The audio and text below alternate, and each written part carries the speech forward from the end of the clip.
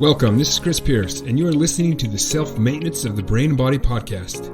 Every week I share with you in less than 3 to 5 minutes a simple and easy to implement self-care idea and challenge you to create a positive change in your life. All tips I share are informed by evidence-based research in the field of sleep medicine, behavioral health, neuroscience, pain management, and nutrition. This is episode 6. I'm going to talk about the effects of caffeine on sleep. See, caffeine is considered a drug because it stimulates the nervous system, causing increased alertness. Caffeine disrupts various functions of the brain involved in ensuring we achieve efficient sleep at night. Dr. Sergi Ferre with the National Institute on Drug Abuse explains that caffeine is the most widely consumed psychoactive drug in the world, and its impact on the brain shows all the pharmacological properties of classical psychostimulants, such as cocaine and amphetamines. Research explains that more than 80% of American adults regularly consume caffeine. Not only does caffeine negatively affect sleep quality, its addictive properties make it difficult to reduce its consumption as we attempt to improve our sleep quality. In this episode, I'll share with you how caffeine impacts your sleep and when you should cease drinking caffeine to achieve quality sleep. First, the American Academy of Sleep Medicine recommends stopping caffeine consumption 6 hours before bedtime. You see, caffeine can stay in your system for up to 10 hours. However, the half-life, or the amount of time it takes to lose half of its potency, is 3 to 5 hours. For this reason, the American Academy of Sleep Medicine recommends that you must cease caffeine consumption 6 hours before bedtime if you want to improve your sleep quality. Caffeine is a stimulant that can aid in daytime sleepiness and increase cognition throughout the day. It does this by blocking a molecule called adenosine. See, adenosine is the byproduct of adenosine triphosphate, or ATP. It metabolizes from glucose found in our foods.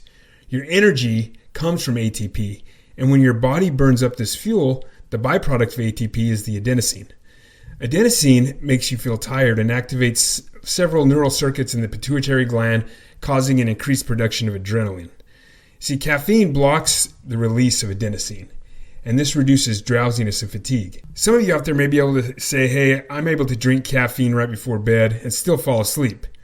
Yet what you don't notice is that caffeine brings specific areas of the brain to alertness that should be dormant while we're sleeping. You may not fully wake up at night with caffeine in your system, but your body is not fully recovering as it should as you transition through the 4 stages of sleep at night. So the circadian rhythm, or our biological clock, it synchronizes sleep patterns with the natural and light-dark cycles and causes the body to fall asleep through releasing melatonin and adenosine. Not only does caffeine prevent the release of adenosine, it disrupts the natural flow of melatonin as well. A 2012 study published in the Journal of Food and Nutrition Research found that a single dose of caffeine within 6 hours of bedtime greatly decreased nighttime melatonin secretion. Caffeine negatively affects the deep sleep stage, the 3rd stage of the 4 stages of sleep.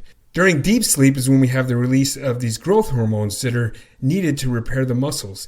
And it's also the stages where we have a cleansing of the brain, and it refreshes and repairs the brain to help improve our brain functioning the next day. Caffeine has also been found to negatively impact REM, the 4th stage of sleep. This is the stage where we have the most vivid dreams, and we go through a natural mental health therapy. Also in this stage, the body experiences what's called atonia. It's a full body paralysis, preventing us from moving and acting out our dreams. And this paralysis allows all the muscles and bodies to completely relax and rest to allow that recovery of the muscles to occur. Studies also demonstrate that caffeine decreases sleep onset and increases nighttime awakenings.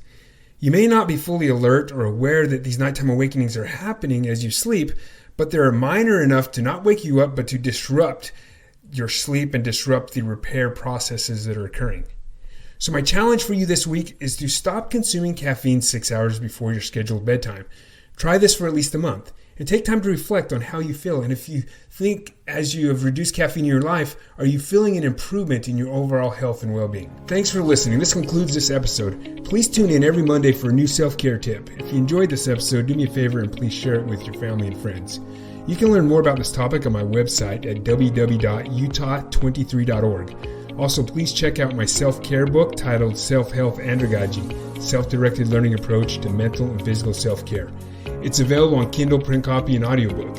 You can find links to the website and my new book in the show notes of this podcast.